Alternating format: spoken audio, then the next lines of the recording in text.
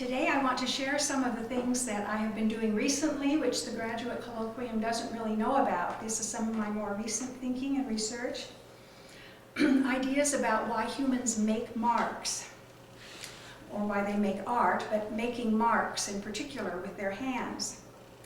I'm concerned not only why individuals, such as individual children or individual adults make marks, but why our species, our human species, ever began to make marks in the first place. What was it about mark making that they enjoyed or that was useful to them in their lives? Right now I'm working on a book with a rock art archaeologist, and I'll show some images from hundreds of thousands of years ago. These marks are what are called petroglyphs. You've all heard of them and probably seen them in National Geographic and places like that. They're the earliest visual art in the world. No doubt marks were made even earlier. People must have decorated their skin with tattoos or paintings, body paintings, or even scars. But of course, if the individuals die, those marks perish. Bodies make marks in space when they dance. But if that occurred at that time, that would have perished too. So all we have are these thousands-of-year-old marks on rock. If they were made on other material, we wouldn't have them either. If they were made on wood or bark or things like that. My talk has 4 parts. Before I show you images of the earliest petroglyphs, I want to first describe my most recent views about how the arts may have started. It's an interesting story that establishes how all people are makers and responders to the arts innately, although you probably won't know what I'm talking about when I start out, but it all kind of comes together at the end. The second subject, it's hard to see to make sure that that's going on, introduces a new way of thinking about art, which I call artification. The third part of my talk discusses the earliest mark making in our prehistoric ancestors and in our children. And the last one considers why we make marks. Okay, I suggest that precursors, this is part 1 now, I suggest that precursors of the arts arose because of 2 momentous adaptations in our evolutionary history. The first is called bipedality, walking on 2 legs. Humans are known for this. This characterizes our species. Numerous anatomical adaptations were required over several million years of evolution to convert a quadrupedal, that means 4-footed, creature into an upright bipedal strider. For example, even the bones of the inner ear had to be reconfigured because we needed more balance when we were upright. The spinal cord had to be reconfigured and the way it fits onto our skull when we became upright. Of course, feet, legs, hips have to be changed. The muscles have to be reconfigured. The joints have to be reshaped. So there were a lot of anatomical adaptations. A second human adaptation that was very important is brain enlargement. And it was taking place at the same time that we were becoming more and more bipedal. And so that by the time of Homo habilis, which is the 3rd skull from the left, but the 3rd name from the right, it's a little bit confusing, but you can see that between 2 and 1.5 million years ago, the brain doubled in size, and then another spurt of brain growth doubled in size. From that occurred 500,000 to 200,000 years ago. Okay. So this causes an obstetric dilemma that you might be able to guess. Because among the things that had to change when we became upright was that the pelvis was also shortened and narrowed. So what do you do if you are going to give birth to a large-brained baby? Okay. So a number of anatomical adaptations occurred to make this possible also. is that just before that? All right, the first is that we know that babies' skulls are compressible at birth. There's a soft spot or a fontanelle so that the skull can be squeezed so it can go through this very narrow birth canal. That doesn't happen in other animals, mammals. Secondly, the female pelvis developed a symphysis which opens slightly at the time of childbirth. Males don't have that kind of pelvis, but females do, so that gives a little more room. These are all anatomical adaptations. A third one is that infant brain growth a lot of it takes place outside the womb after birth. The baby's skull, or the baby's brain, enlarges 3 times between birth and 4 years. That doesn't happen in other primates. And by adulthood, the brain is 4 times as large as it was at birth. So that's another adaptation in the timing of brain growth. And then the fourth one is that infants were born at an earlier and earlier time. We would call it premature. Now 9 months is not premature to us, but it's been, what is the word? It has been estimated that if an infant human were as mature at birth as an infant chimpanzee, it would have to have a gestation period of 21 months and would weigh 25 pounds. So these little babies, these premature, helpless babies were very helpless at birth, much more helpless than any other primate baby or most mammalian babies. And so that requires that their mother or someone take care of them, not just for weeks or months, and a lot of assiduous care too, not just looking after them and having them jump on your back like baby monkeys and things. But a mother had to take care of this infant for years and years and years. So there's another adaptation, a behavioral adaptation. And that's a bonding ritual that takes place between mothers and infants so that the mother and baby fall in love with each other. And we all know about it. It's a universal kind of behavior. I'm talking about what is sometimes called baby talk. All right? That's a peculiar sing-song voice that everybody everywhere in the world uses with small babies. Compared to conversation with adults, it has a higher overall pitch. People talk higher. A wider tone range, a slower tempo, softer volume, exaggerated vowels, more repetition, and a simplified, specialized vocabulary. Here's a newborn.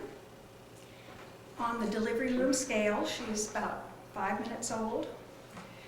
People used to think that babies were, kind of blank slates, that they didn't have much going on upstairs, that all they could do was cry and suckle. These were reflexes that they had from birth. But it's been found that they're socially very aware and alert. They respond to human faces and voices more than to any other sight or any other sound. And here this baby has turned to the sound of her father's voice, who's taking her picture while they're getting her all cleaned up. And you can make other little sounds and stuff. The babies don't pay any attention, music and soft little bells and things. Or if you show them pictures of other things, even those contrasting colors and angles that older babies are supposed to like. The littlest ones really, but they will fixate on a human face if they see 2 eyes and a mouth, even a mask-like thing. They will fixate on that. So they come into the world ready to be social creatures with the adults around them. And here we see that same baby 15 minutes or so later in a hospital bed with her mother while they look into each other's eyes and the mother talks to her. They look into each other's faces and the baby is listening. Okay? Now, mutual gaze is a very intimate kind of behavior. And we see it all over the world. Giotto in 1305 painted a mother and infant looking in each other's eyes. It was very unusual for the time. Usually the Christ child was on the mother's lap looking out. And after that it also was too. But Giotto had noticed that this is a common behavior. And here we see a Greek grave stele from the 5th century BC. And I even found a carving Cameroon, showing this mother-infant face-to-face mutual gaze. And here we have two adult young pairs. These are fairly young babies. On the left is a male, because fathers do this too. I mean, mothers had to be persuaded to do it because they were the ones who really had to look after the baby because they fed it, right? But fathers were babies too once. And so they know about this instinctively, about this kind of interaction. So they're able to do it too.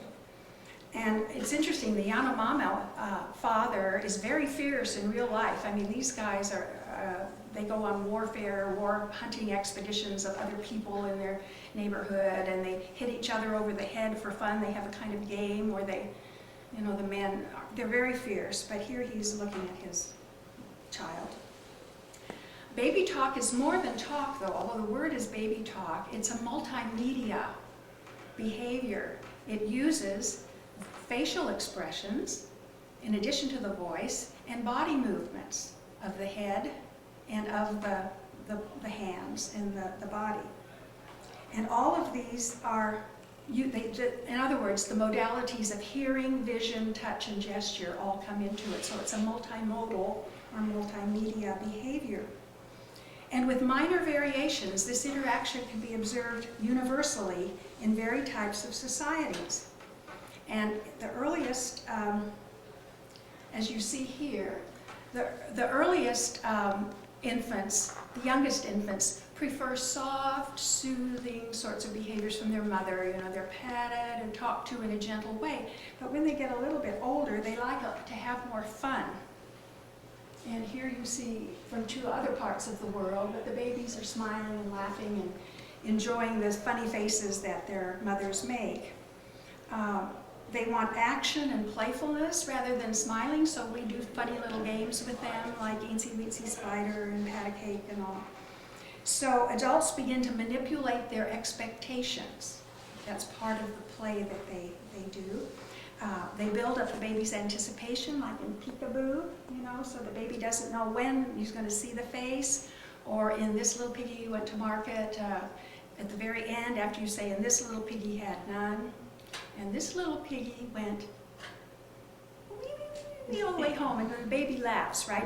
After you do that a number of times, the baby understands that that's going to come. So in other words, the mother is playing with the expectations of the baby, entertaining him or her. Infants let parents know by their own behaviors, by their own positive and negative reactions, which movements, facial expressions, and sounds they prefer. In other words, we don't teach babies to like this sort of thing. They teach us to do it for them. There would be no reason for anyone to talk to a baby that way unless we got this response. We don't talk that way to anyone else. But by giving us their smiles, their wriggles, their coos, their little kicks and stuff, we want to keep entertaining them and making them happy like that. So they're participants who influence the tempo, the intensity, and the variety of the adult signals. One can say that baby talk is a shared or a co-created, even co-adaptive communication. There are two more. It's interesting that all these signals of affinity are ritualized. That's a term used by biologists that I don't have time to go into here. But that means that they are simplified, they're conspicuous in that they're made larger and held longer, and they're repeated, often with dynamic variation and elaboration. Now, interestingly, all of these signals that I've been talking about in the voice, in the face, and then with touch, patting, and everything, we use with each other, but we don't ritualize and exaggerate them. For instance, smiling, of course, is a signal that we like people. I mean, it's a friendly, open invitation, or if you know the person, we're smiling while we're talking. Open eyes shows that you're interested, or open mouth. If you look at advertisements where people are having fun and enjoying and feeling relaxed, their mouths are usually open to show that open friendliness. When you see somebody across the hall or just you flash your eyebrows in recognition. It's very hard to do as an actor, I mean, unless you're an actor, but if you notice, you know, there's an eyebrow flash, and there's also a kind of head bob back, you know, that I see you, you know, you're my friend. But in baby talk, those things are exaggerated. There's a head bobbed backward, which goes when you see a baby, or when you're talking to a baby or trying to get its attention. You bob your head backward and raise your eyes, and then you go down like that, the big sort of idiotic smile on your face. And so that is drawn from, that's a variation of ordinary affiliative behavior. The same with what we do with our hands and our bodies. When someone is not feeling well or is telling us some sad story, we'll reach out and pat and touch them, right? That's a sign of sympathy and affiliation. We love and kiss, we hug and kiss our loved ones. So we love and kiss our babies too. Then as far as the vocalizations, when we're with friends, why we have a more musical, soft, and when I'm talking to you now, or if we're angry and shouting or arguing about something. So a soft, more undulant, pleasant toned voice is also an affiliative signal. So although mother and baby are simply enjoying each other's, I'm going to have a little drink of water, please.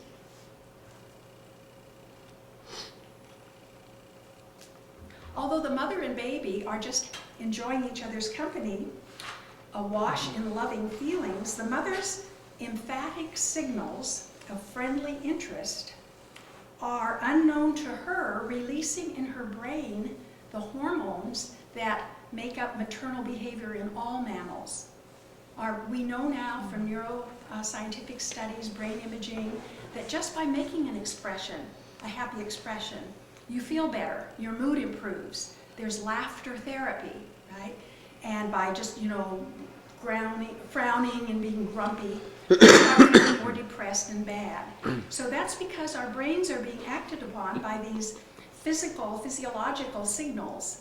And so the mother, the mother making, especially exaggerating and repeating, underlining these friendly behaviors, she is reinforcing those neural circuits in her brain. And by calling forth those signals from her, the baby is, unknown to itself, getting that kind of maternal behavior and love from her.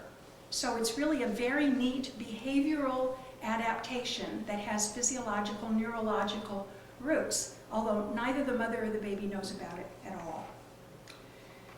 But it inadvertently helps to ensure maternal care, and thus the baby's survival and the mother's reproductive success, which is an evolutionary way to talk about it. I consider this interaction to be an evolved adaptive behavior in hominins that evolved maybe as early as 1.6 million years ago to address the problem of the need for continual care of helpless, premature infants. And we have found an unintended experiment after the fall of the Soviet Union, after the collapse. There were orphanages in Eastern Europe that opened up, and there were these children who had been born there and brought up there, and people began to adopt them. Now, in these places, they were kept clean, they were fed, they were dressed, and, you know, all their just physical care was taken care of, but they didn't have that face-to-face maternal kind of interaction. And some of those infants have had definite problems socially, emotionally, and intellectually. So that suggests, I mean, that's another sort of bit of proof that this interaction is very important for babies' well-being. All right, so now you hold that in your mind, and you can wonder what I'm going to say about art with it while I talk about artification.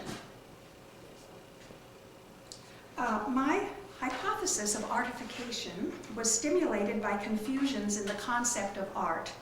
And as students, you probably know that there, is this art? Is craft art? There's a distinction between art and craft, between high art and popular art, between good art and bad art. So there seems to be no way out of knowing what to, how to regard this question. And also, there are, I'll come to that later, sorry. So let's go back to mother-infant interaction for a moment. And that will, I draw my hypothesis or my characterization of artification from this. If we look at what mothers do to their signals, now this is kind of being abstract and going back and looking at what I call them operations are performed on these visual, vocal, and facial signals. They do 5 things. They formalize, and I have put a number of words here. They simplify the facial expression by holding it, or by freezing it, or by making it very regular. So that's one thing they do to these visual, vocal, and kinesic signals. They use a lot of repetition, both in the nods and in the pats. There is a lot of exaggeration because the eyebrows are raised very wide and they're held. The smile is very wide, the eyes are wide open. There is a lot of elaboration, especially if you see a transcript of baby talk. The mother says the same things over and over again in slightly different ways. And then there is manipulation of expectation. Okay, so these are things that mothers take those signals, visual, vocal, and gestural, and they do these things to them. They do these things to the affinitive expressions that they use unremarkably and very casually with their friends. Right? You don't even think about it when you're with your friends. And here is this is now a designed poster. And I think that you can see that that artists, at least in this instance, also do the same thing. Can you see it?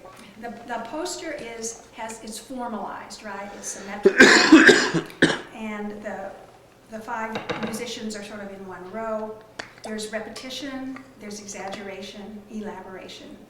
I don't know whether you would say there's manipulation of expectation or not, but what is achieved by the designer of this poster is that it attracts attention, it sustains interest, you keep looking at it, and it evokes and shapes emotion. If this were just a snapshot of 5 guys standing with their instruments, without any color, without any composition, without simplification, exaggeration, repetition, you wouldn't pay any attention to it. So those operations have been put onto the elements of the poster, and to do these things on the right, and that's what mothers do with their signals to babies when they formalize, exaggerate, elaborate. They attract the attention of the baby, right?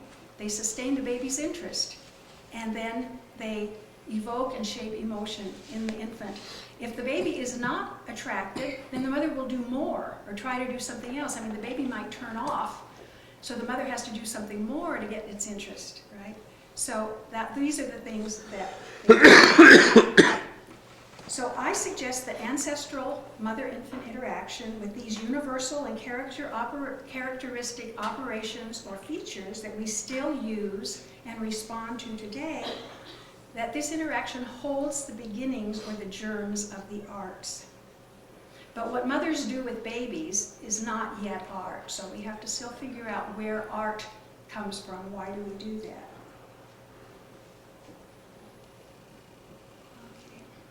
Okay. Many societies do not have a word for art, we know. Art is a general concept. They do have words for singing, for dancing, for decorating, for fancy speech and things like that, the actual singular activity, but they don't have a word for the general concept that includes all of the arts. And similarly, and even in our own society, there's no verb that describes what artists do when they make art. And you don't say, well, I'm going to art, or I art, you know. So why not? I mean, that's an activity. You know, you can say I'm going to paint or I'm going to sculpt, but we don't say I art. So I've made up a word for making art. In earlier writings, I called it making special, and it can still be called making special. But a lot of scientific artists seem to understand what I mean by that word, but a lot of scientific types just think that it's too wishy-washy and, you know, they can't deal with it. So I begin to call it artify, right? I artify. What do you do in class? We artify.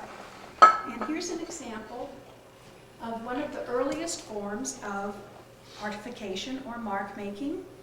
It's from 77,000 years ago in South Africa. It's a little piece of rock, ochre rock. It's about 2 inches long and slightly rectangular, and the artifier scraped it off so that it would be smooth enough, and then made these zigzags and then the lines that bound it at the top and the bottom and in the middle.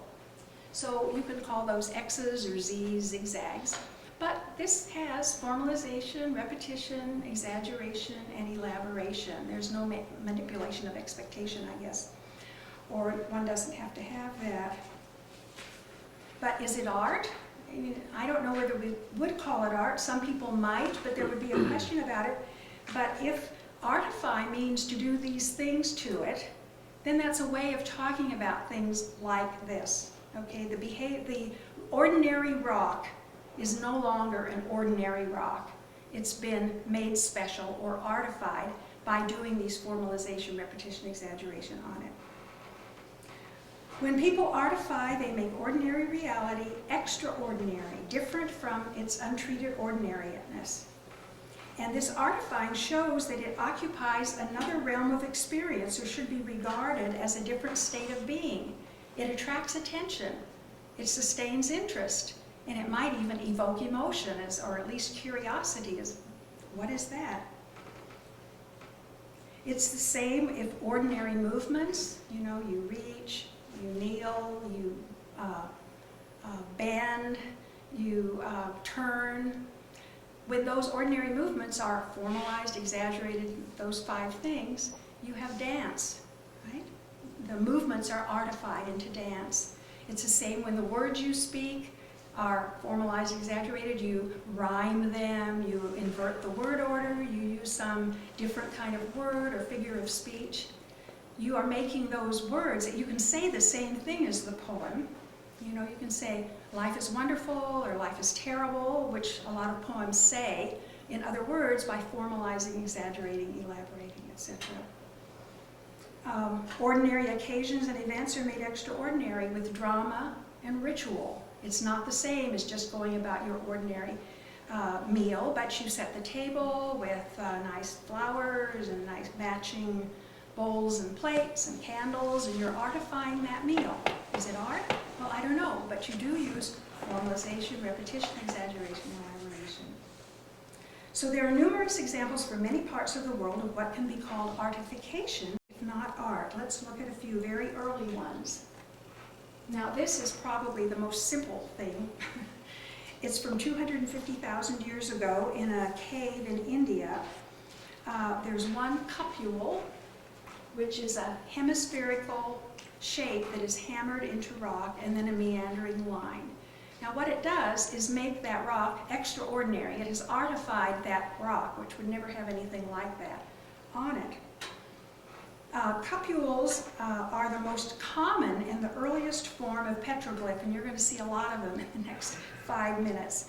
They're found on every continent in the world, from the earliest times, from the Middle Stone Age. So they're the most prolific of any other art form anywhere.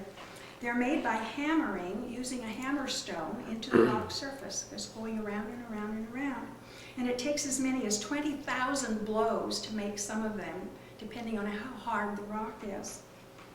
Cupules make a rock surface different from the everyday, thus they attract attention. And they are also puzzling. You know, why in the heck do people do them? Do they have a use? You know, maybe they were made by grinding, or maybe people put something with grinding, some medicine or some food, or maybe they put something in them like water. But there are a lot of them that are on horizontal surfaces. This is also from the same period of time and the same reason. So being containers is not a reason for all of them. And in this site there are 498 of them from perhaps 300 to 200,000 years ago. And this does show repetition, exaggeration, and elaboration of that stone surface. They're the first multiples, more than 10 times earlier than the paintings or engravings at Lascaux. Okay, now I want to show you just a bit. This is a evolutionary line in 500,000 year increments. And it points out that 350,000 years ago is over here. This is 500,000, so it would be somewhere around here, and that's a really long time ago. Oh, I have this, right. Oh, good. Weird. All right, so Homo sapiens sapiens, modern humans, are said to be 40 to 50,000 years ago. And the earliest cave paintings they found are around 40,000 years ago. Now this light red line at the far right is 40 or 50,000 years ago. So you can see how recently that is during the whole of hominid evolution. But if you think about the Neolithic, that's when we really see art coming in. We see there are the temple structures, there are carvings, the pyramids, the Indus Valley civilizations, the Mesopotamia, the Fertile Crescent. That's all from 10,000 years ago. So that would be 1/4 of that last red line. And if you're talking about Greece and Rome, the Renaissance, the Baroque period, Romanticism, postmodernism, they don't even show on that line. So the kinds of these long ago marks on rock may not be art, but what are they? They are making that surface of the rock, of the stone, extraordinary. And we don't know whether people were dancing and singing at that time. I think they were, and decorating their bodies, but we will never know. Okay, here are some more. People ask what they're for. This is from the New World, and there's anyway, a vulva shape there, so perhaps cupules have something to do with fertility in this particular instance. Here we see some more vertical ones, but there they are separated by long vertical lines.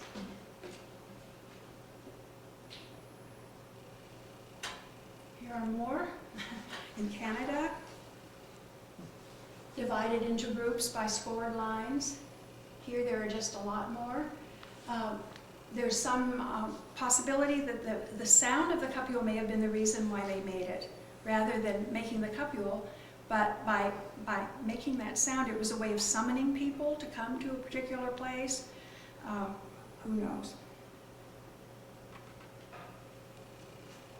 Now this is not a cupule, but it shows a large scored rock in Canada.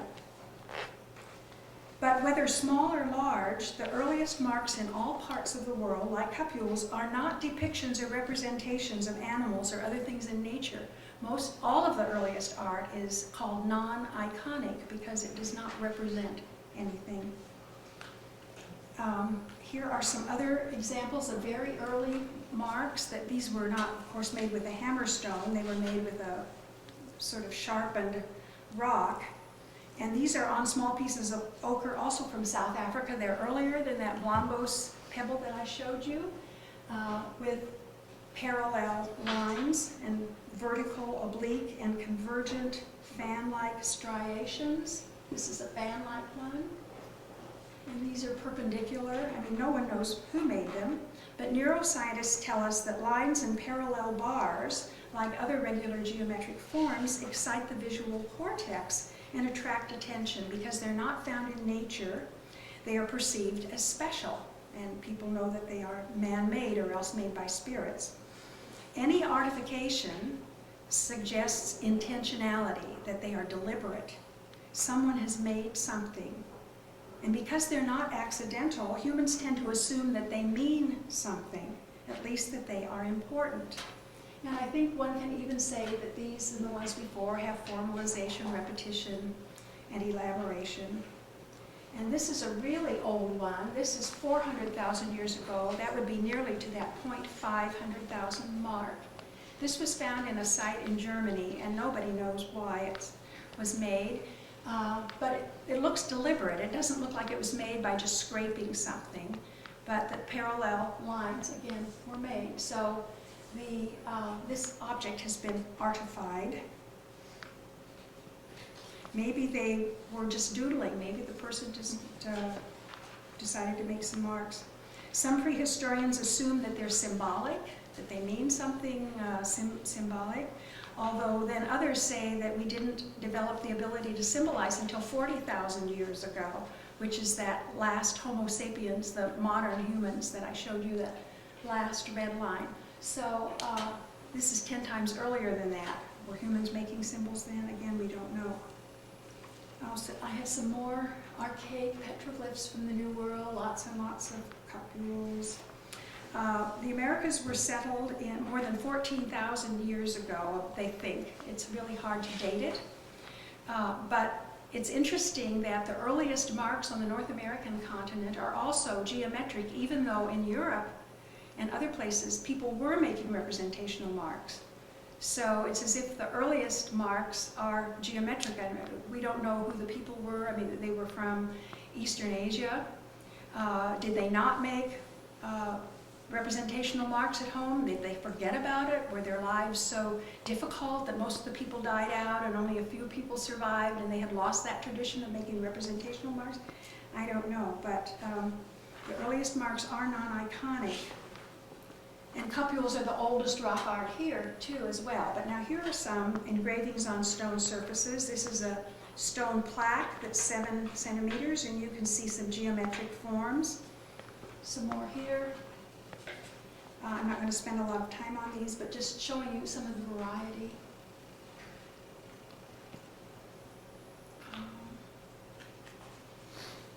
Circles and lines, triangles and squares are simple shapes that offer reduced complexity and thus are satisfying. Again, they don't really occur in nature. We notice them because they are unlike forms found in nature and certainly found on stone surfaces like this. Complex patterns made of these simple shapes give more interest if they have a hidden order that isn't either too simple or too complex. And images that startle or dazzle also provide surprise, wonder, and awe.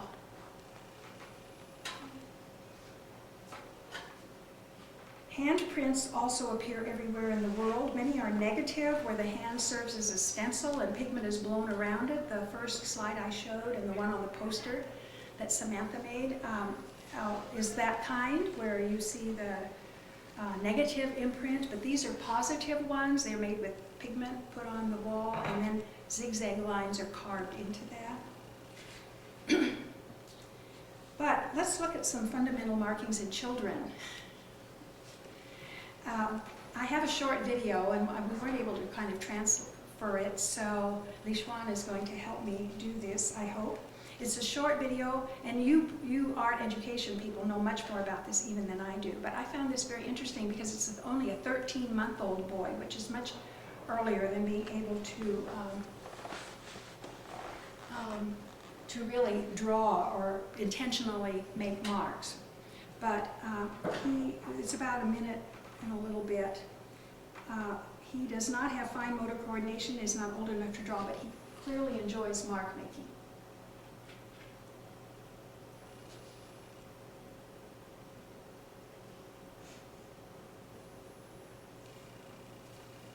I'm in a frenzy, a creative frenzy.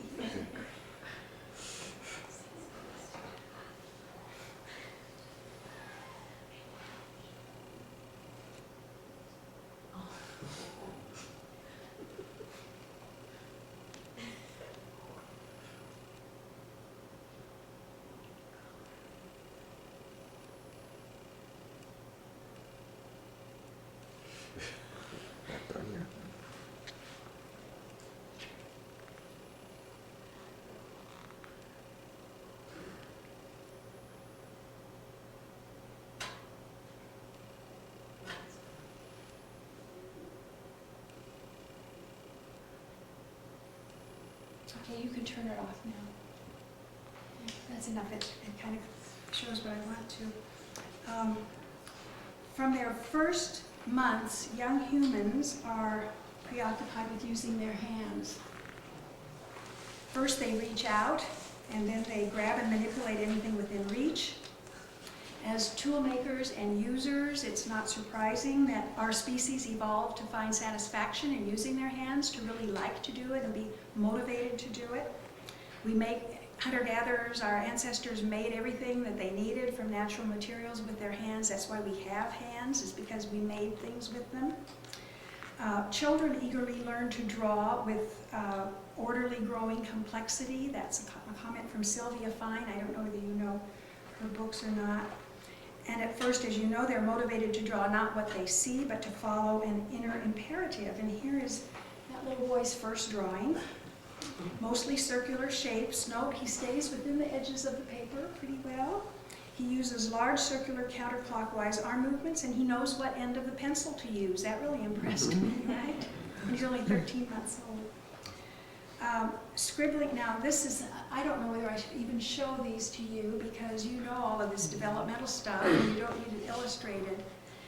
And I don't have every stage here. I just was making these slides and I got so bored of scanning, you know, page after page after page. But scribbling usually begins between 2 and 3, right? Based in sensory motor feeling, the dynamic movement and shapes of scribbling expresses internal states, like that little boy's, you know, creative frenzy. He was so excited at seeing that mark come out and do it. It was his first drawing.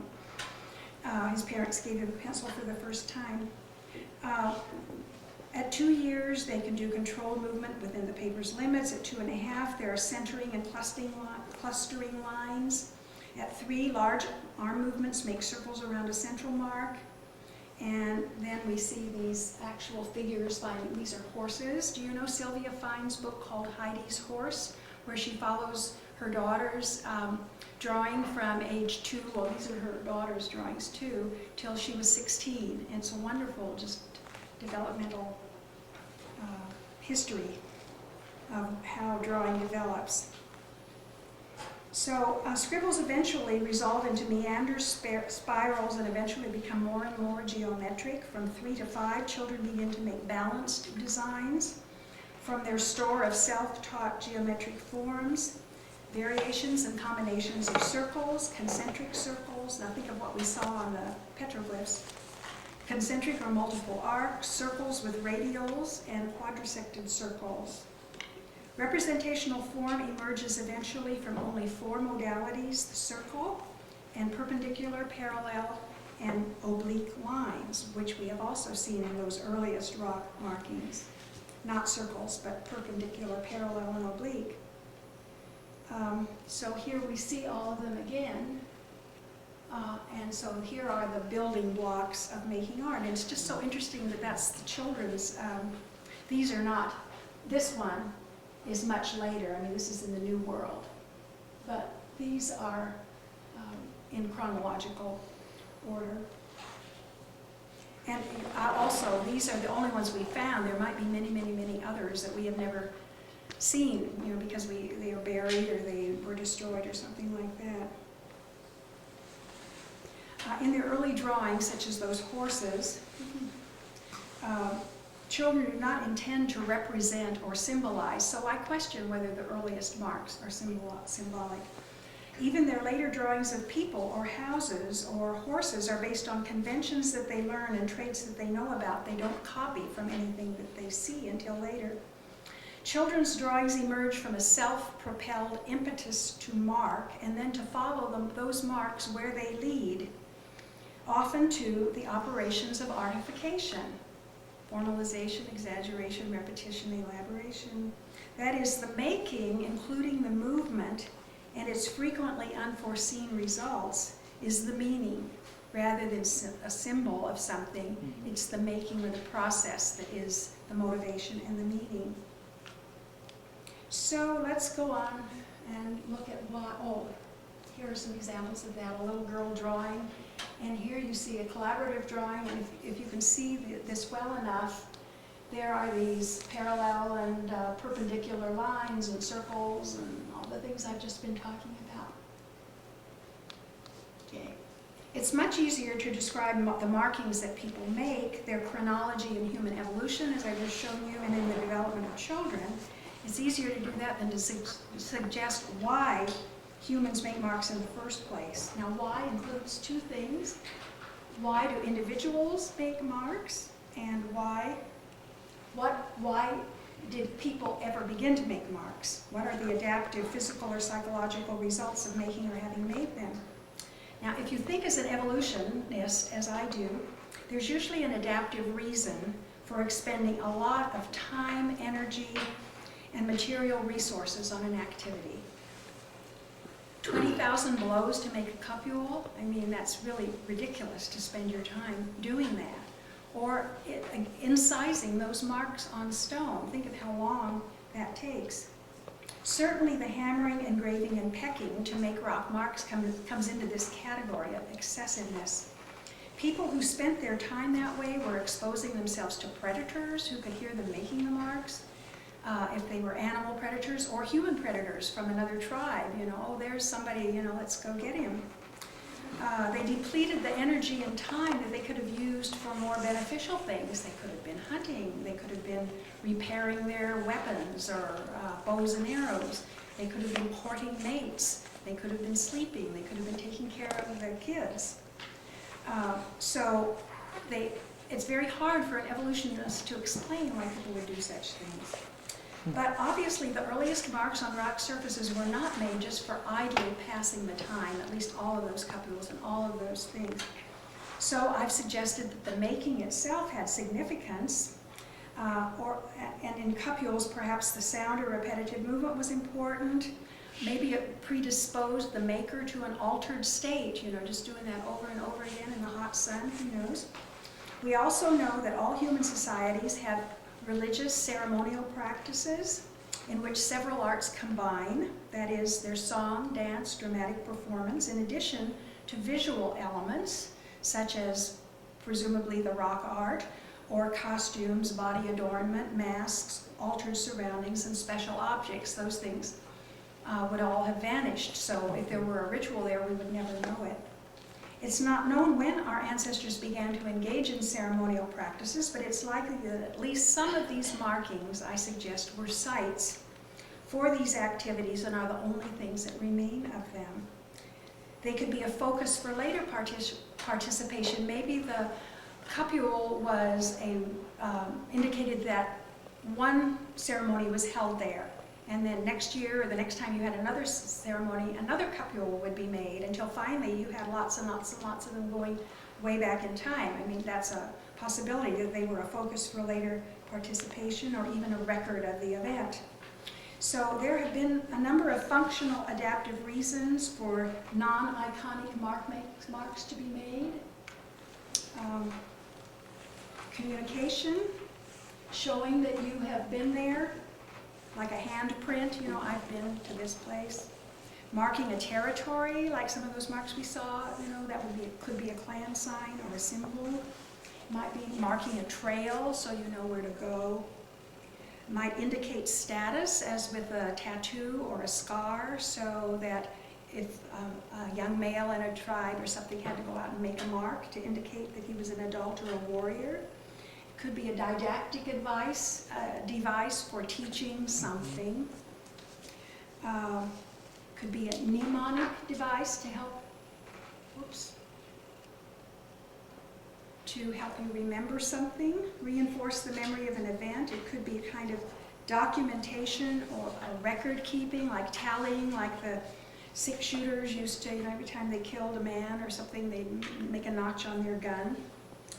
But remember that for such purposes, to do most of these things, the trail making, the memory, you don't need to artify something unless it's considered important. If we find artification, we can assume that the occasion for the mark was something that the artifier cared about. Now, some evolutionists would say that mark making is, and some have said, I've read this hypothesis, that this was a way for them to show for men to show how skilled and tough and everything they were, so that ladies would think that they were great and would choose them. Sort of like the peacock's tail is so beautiful that the peahen likes him. That's one hypothesis. Another is that it's a display of prestige or power. It shows other groups, look how many people in our group, because we have all these couples here. It can be for therapy. Here we see art used for therapy, children's art. This was made I got this from an exhibition at the University of Washington of children's drawings during wartime. And this is obviously from the Second World War. But maybe it's therapeutic to hammer a stone. I don't know. It's said that this might provide cognitive order, lines that give contours and edges, parallel lines and geometric shapes, stimulate properties of the visual system of our brains. They contribute to our perceptual organization of the world. And mark making may also give practice in abstracting. I'm just giving you a bunch of possible reasons. And another hypothesis is that mark making contributes to the social order insofar as others see those marks and grasp the purpose and meaning of the mark. It's a kind of emotional communication, because the others will know what it means. We don't know what it means, but the others in the social group presumably would know. Maybe it's part of a shared intense experience, so that the image is imbued with power. By remaining as a record of an important event or a transfiguring idea, later observers will find that spot to be special, known only to themselves and their fellows. And in my talk yesterday, I showed a picture of the Vietnam Veterans Memorial, which is a record of something, and it has a lot of repetition, formalization, exaggeration, and all. But it is a site where we share the meanings of those marks, which of course are names. They're symbolic marks. They're not like this. But before writing, where these marks might have been some kind of place like that for some sort of shared emotional experience. Although artification today has many manifestations and many purposes, and it's often contentious and propagandistic, it's interesting to realize that it has roots that are hundreds of thousands of years old. Artified mark making has been important, even essential to our species and to us as individuals. People make marks about things that they care about in the past and even today. When people are artifying, they are artifying things that they care about, even when it's propagandistic, the most postmodern, etc. There's a message there about which the person cares. Using and responding to artistic operations exercises and affects our mind. It unites us to others who also understand and respond. Thank you.